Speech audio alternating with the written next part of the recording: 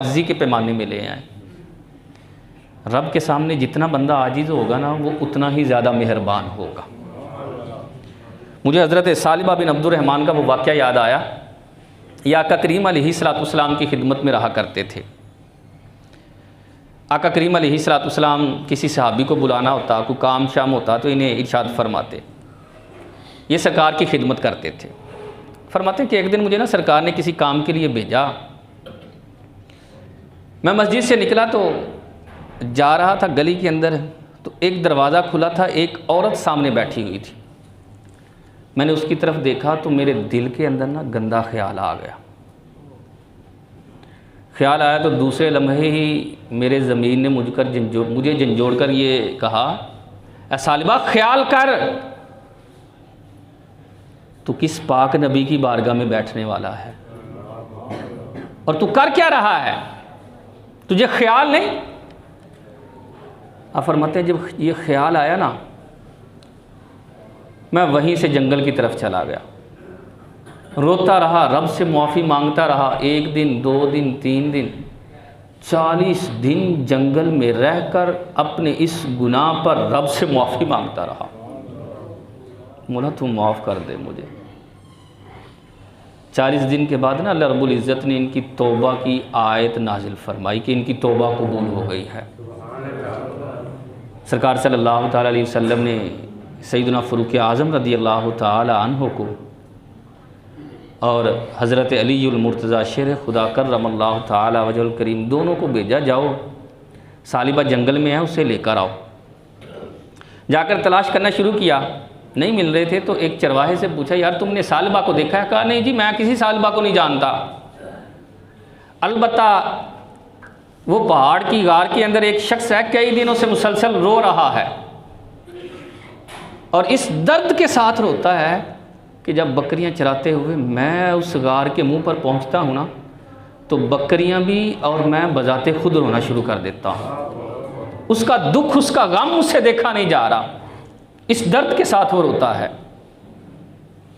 दोनों शख्सियतें वहाँ पहुँची तो देखा हज़रत सालिबा ने सर सजदे में रखा हुआ है और रब से मुआफ़ी मांग रहे हैं, मौला मुझे माफ़ कर दे। उठाया और उनसे कहा कि आपको सरकार सल्लल्लाहु ताला अलैहि वसल्लम बुलाते हैं। कहा क्या मेरे मुतालिक कोई आयत तो नहीं नाजिल हो गई? कहा हमें कोई पता नहीं। कहा नहीं यार, मैं नहीं सरकार का सामना कर सकता, मैं बड़ा गुनाहगार हूँ, छोड़ नहीं देते यार तुम मुझे। कहा नहीं, सरकार का हुक्म है।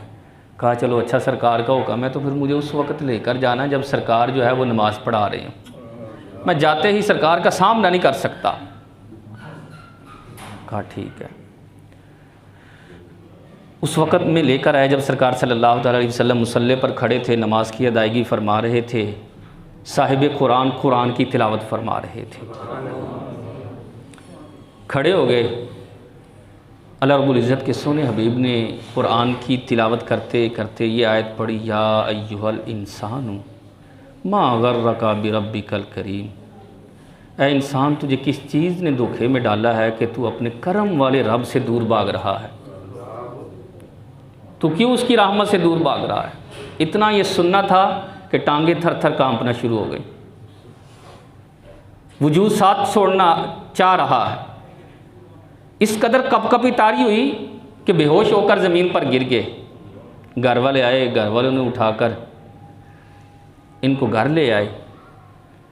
तकमीले नमाज के बाद आका करीम अलैहिस्सलाम इनके घर तशरीफ़ लेकर गए। हज़रत सालिबा बेहोश थे, उनका सर पकड़कर अपनी गोद में रखा, अपने मुबारक हाथों को उनके सर में फेरना शुरू कर दिया, उंगलियां ऐसे फेरना ना शुरू की। उन्हें होश आया, देखा कि मेरा सर सरकार की गोद में है, फ़ौरन फेर लिया। कहा नहीं, अर्ज़ किया रसूलल्लाह, ये सर इस काबिल नहीं है कि आपकी मुबारक गोद के अंदर आ सके। मैं गुनाहगार हूँ, मैं स्याकार हूँ, आपकी गोद पाक है, नूर वाले आप नबी हैं, मेरा सर अपनी गोद में ना रखें।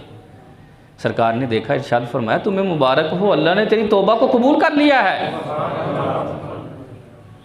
अर्ज़ की कबूल कर लिया? सरकार ने फरमाया हाँ। फिर साथ ही दूसरा सवाल ये किया कि सोने हबीब, क्या आप मुझसे राज़ी हैं? अल्लाह ने तो मेरी तौबा को कबूल कर लिया, क्या आप भी मुझसे राज़ी हैं? सरकार ने फरमाया हाँ, मैं भी तुमसे राज़ी हूँ। रिवायत के अंदर आता है जब सरकार ने ये अल्फाज इरशाद फरमाया ना, मैं भी तुमसे राज़ी हूँ, एक चीख मारी और उनकी रूह जो है उनके जिस्म से जुदा हो गई। सोचें यार, ज़िंदगी गुजारने वाले भी ये लोग हैं। हम गुनाह पर डट गए हैं, दलेर हो गए हैं, तौबा की तरफ हम आते नहीं। दिन भर में कितने गुनाह करते हैं। अब तो हमें गुनाह का एहसास ही नहीं रहा कि हम गुनाह करते हैं, एहसास ही नहीं। हमारे दिल के अंदर ख्याल ही नहीं आता कि मेरी ये ज़िंदगी जो है ये इंसानों वाली नहीं, जानवरों वाली गुजर रही है। ख्याल ही नहीं आता यार। जब हालत और कैफियत ये होगी तो फिर हम इन जैसे वायरसों के अंदर ही मुब्तला